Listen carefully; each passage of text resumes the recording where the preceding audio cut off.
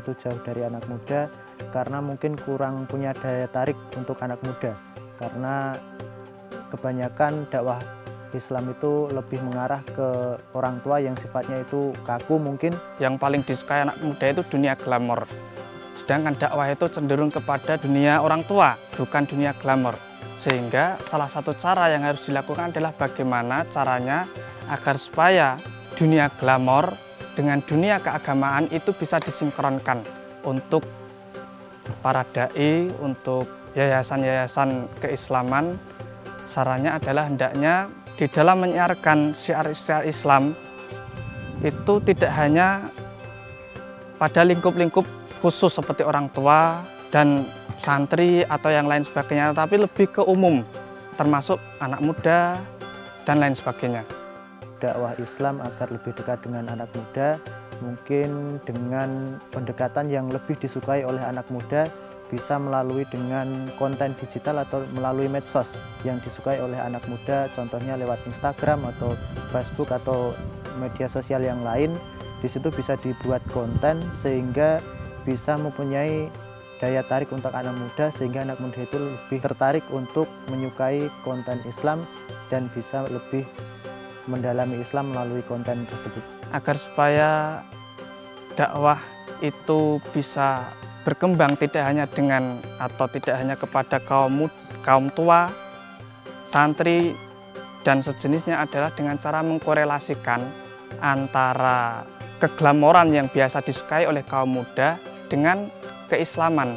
Salah satu cara yang bisa dilakukan adalah melalui pendekatan-pendekatan yang biasa dilakukan oleh anak muda. Biasanya anak muda itu menyukai dunia olahraga, dunia kesenian, dan lain sebagainya. Nah, dakwah bisa disalurkan lewat cara-cara seperti itu. Mungkin langkahnya adalah dengan para penggiat dakwah membuat konten yang di situ punya daya tarik untuk anak muda. Seperti mungkin dari konten TikTok atau mungkin Reel dari Instagram, sehingga di situ bisa dibuat konten yang sifatnya itu menarik untuk anak muda.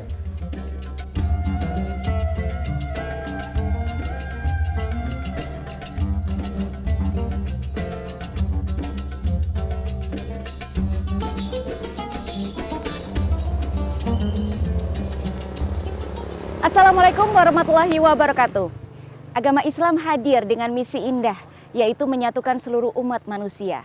Dan bersatunya seluruh umat itu pun terasa di Indonesia, yang konon menjadi negara dengan umat muslim terbesar di dunia. Dan misi indah itu pun terasa di sini, tepatnya di Pondok Pesantren Darus Sholihin di Giri Sekar, Panggang, Gunung Kidul, Yogyakarta. Dan tentunya akan kami sajikan untuk Anda di Jejak Islam episode kali ini.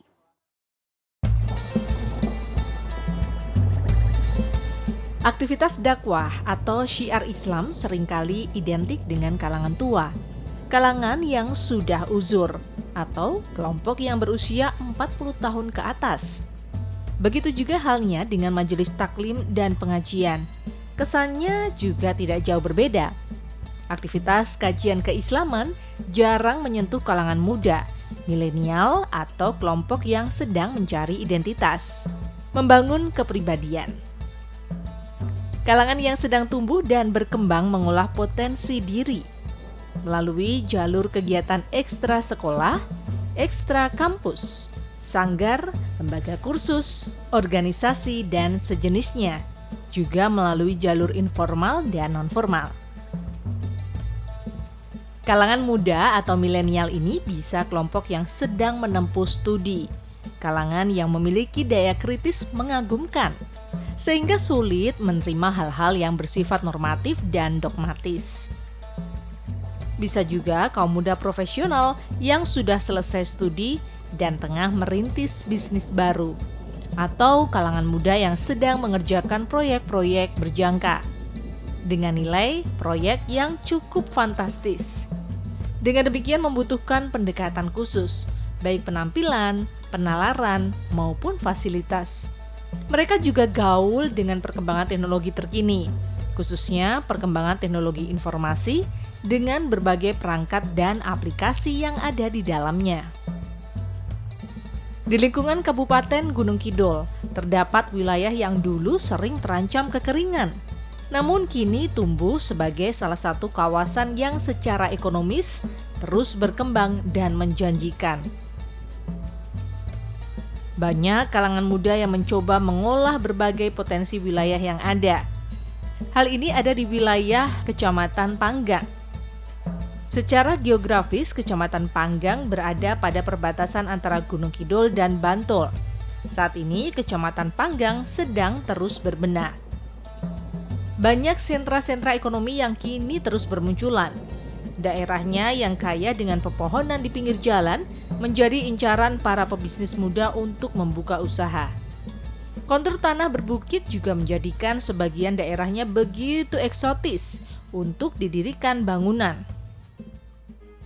Di tengah dinamika dakwah yang penuh tantangan serta lingkungan alam yang khas itulah Pondok Pesantren Darus Sholihin Panggang berupaya tampil total, menggarap segmen berbagai usia, dari tingkat PAUD, SD, SMP, SMA hingga masyarakat umum.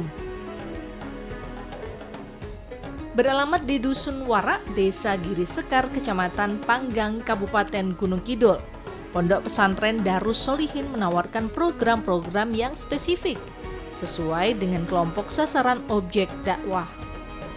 Salah satu aspek yang menonjol adalah penggunaan sarana teknologi digital yang dilakukan secara intens, baik untuk keperluan pendaftaran santri atau siswa, proses pembelajaran, kemudian layanan kajian, layanan konsultasi, penggalangan dana keumatan, dan sejenisnya.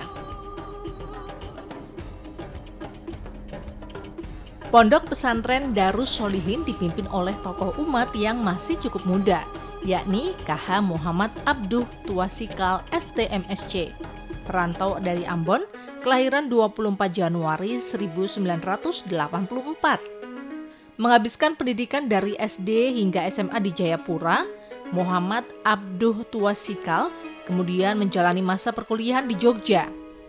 Di masa-masa kuliah inilah minatnya terhadap kajian keislaman tumbuh dan berkembang dengan baik. Waktu pagi hingga siang hari dijalaninya untuk aktivitas perkuliahan.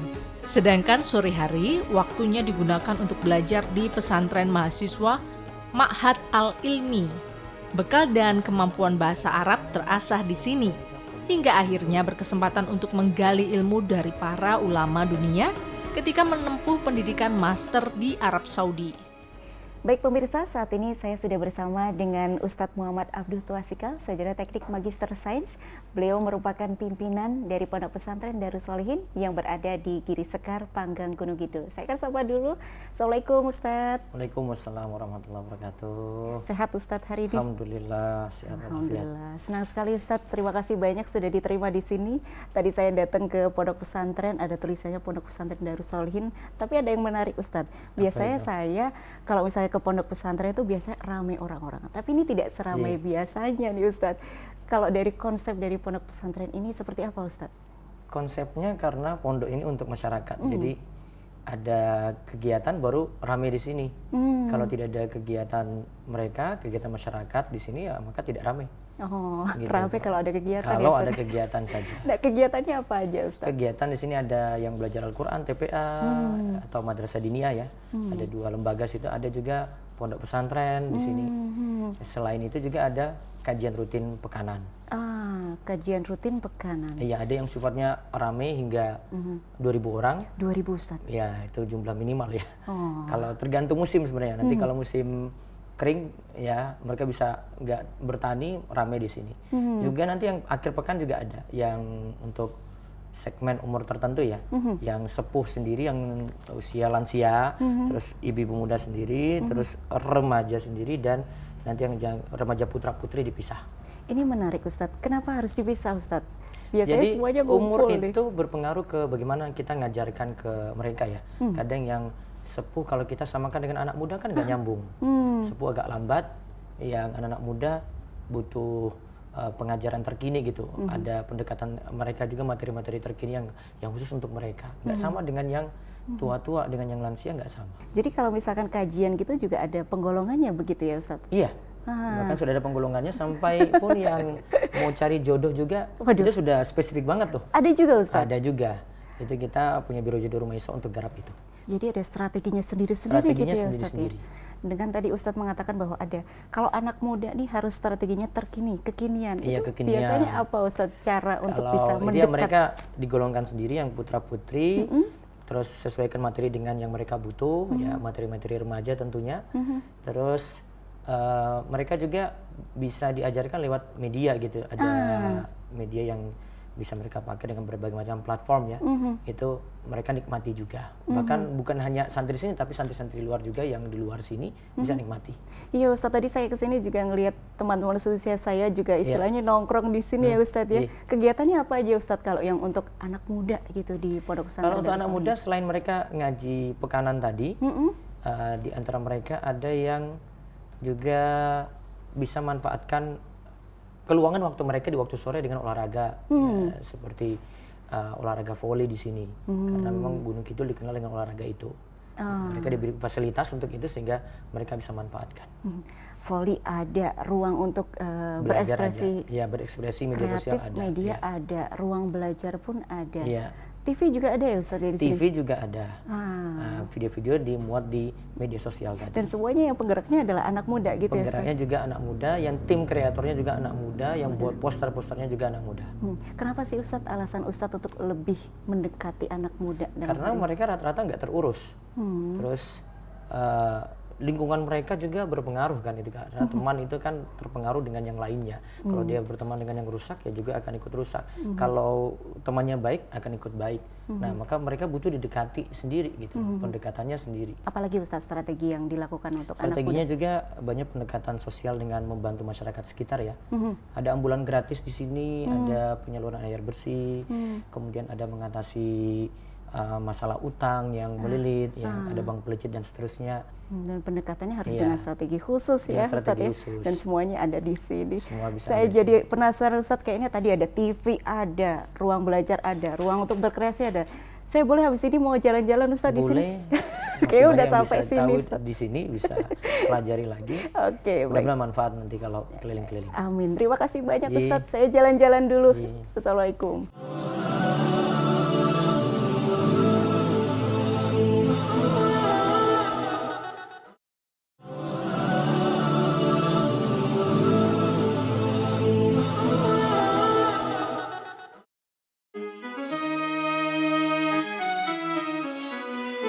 Pondok Pesantren Darus Solihin didirikan untuk menyemarakan syiar Islam, khususnya di lingkungan Gunung Kidul, Daerah Istimewa Yogyakarta. Dari upaya membangun generasi Qur'ani hingga mencetak kader ulama, khususnya ulama Ahlul Quran yang menguasai tilawah, tahfiz, dan tafsir Quran. Sehingga diharapkan agar nantinya bisa melahirkan ulama berkapasitas akademisi atau akademisi berkarakter ulama.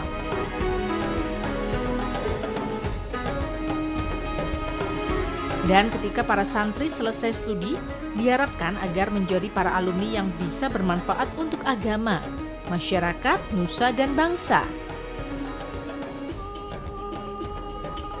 Jenis dan jenjang pendidikan maupun fasilitas di Pondok Pesantren Darus Solihin meliputi TPA, Madrasah Diniyah, Santri Mukim, Pondok Digital hingga klinik keluarga.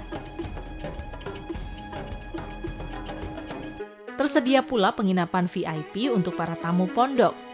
Dengan adanya penginapan VIP yang dimiliki pondok, maka tamu yang datang untuk berbagai keperluan tidak perlu repot mencari penginapan jika harus bermalam.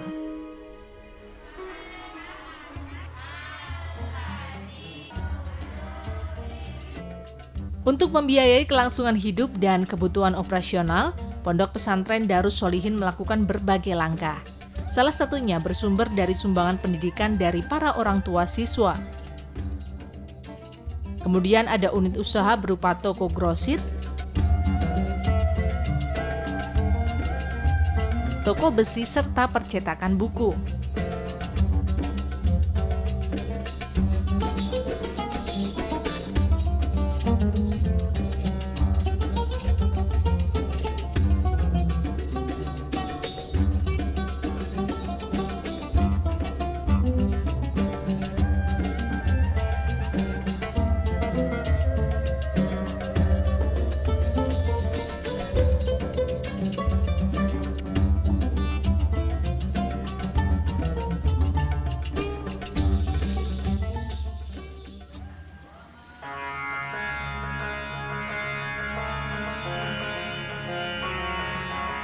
Kegiatan lain yang tak kalah menarik adalah pengajian Rabu malam atau malam Kamis di lingkungan kompleks utama Pondok Pesantren Darus Sholihin. Menarik karena pengajian ini berlangsung secara rutin dan melibatkan pengunjung dengan jumlah ribuan. Pemirsa, tepat di belakang saya terlihat keramaian pengunjung yang berbondong-bondong mengikuti kajian rutin yang diselenggarakan oleh Pondok Pesantren Darus Sholihin Giri Sekar, Panggang, Gunung Kidul. Konon jumlahnya mencapai ratusan hingga ribuan orang.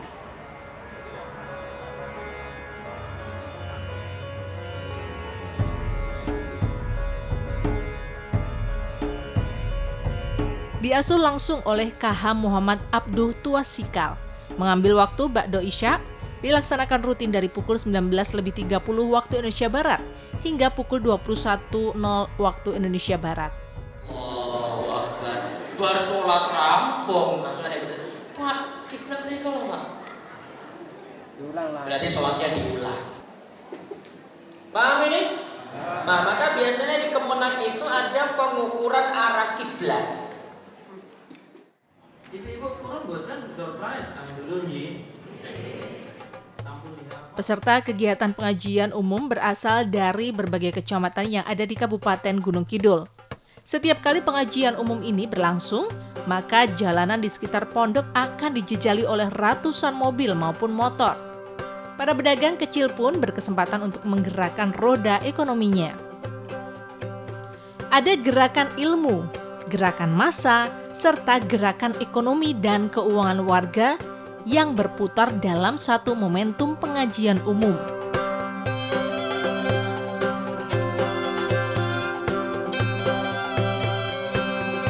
Oh ya, ada lagi nih kegiatan Pondok Pesantren Darus Sholihin yang perlu kita teladani, yakni kebiasaan untuk mengirimkan hewan kurban ke Indonesia Timur secara rutin, seperti Ambon, Papua, Nusa Tenggara Timur, dan lain-lain.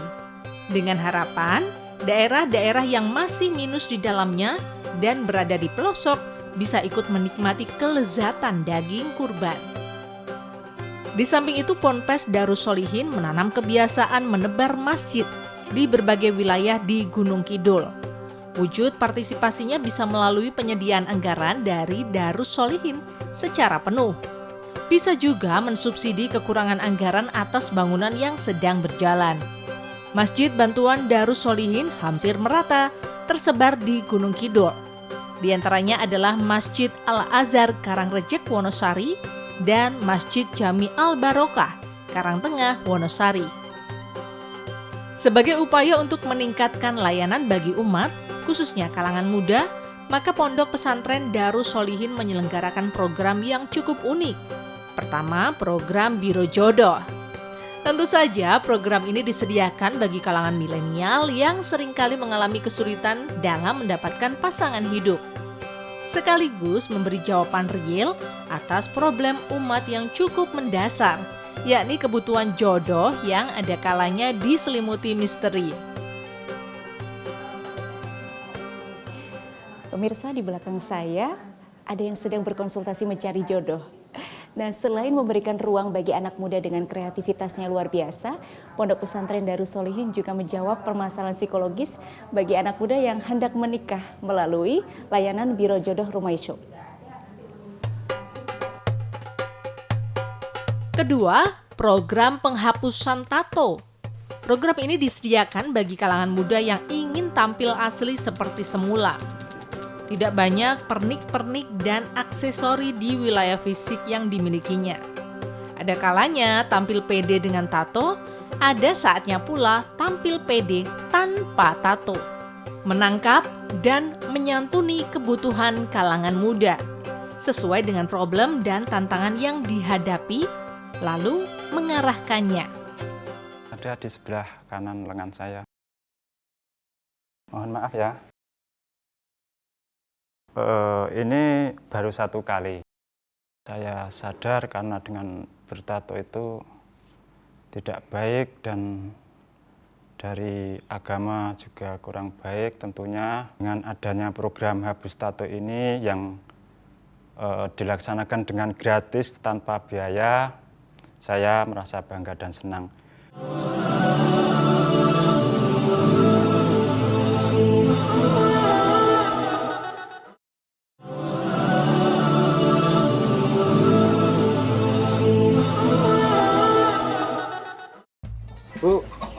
iki jane iki kita Bu ceritane Bu jeneng kok iso terjerat karo reptil iki jane itu Pak ceritamu. Awal-awalan itu ya 500. Ya. Terus balik 600. Nggih. Iku titilane per pamane kliwon nggih, pendek kliwon 100 kali 6. 600. Karang Taruna kan nganakno kuwi, nganakno paguyuban untuk bagaimana mengentaskan apa itu korban-korban itu. Ibu wis dilunasi juga. Iki wingi dibantu kalih pemuda lestari iku kula dilunaske. Nggih. Iku jumlahe niku 14 juta kenoten. Iku ngene Bu, ini kan oleh suplai, oleh donatur dari Ustadz Abduh memberikan dana sumbangan melunasi semua hutang yang ada di wilayah ini. Betul? Makna dan manfaat Pondok Pesantren Darus Sholihin Warak Giri Sekar Panggang, Kabupaten Gunung Kidul, sepanjang sepengetahuan saya adalah Pondok Pesantren ini memulai aktivitas dengan memberdayakan masyarakat, kemudian memberikan santunan kepada masyarakat, memberikan bantuan ke masjid-masjid dan pondok pesantren, kemudian membantu pemberdayaan ekonomi masyarakat sekitar. Nah, dengan seperti itu, kemudian Pondok Pesantren Darus Sholihin rupa-rupanya menjadi pondok pesantren yang maju pesat dan disenangi oleh masyarakat Gunung Kidul.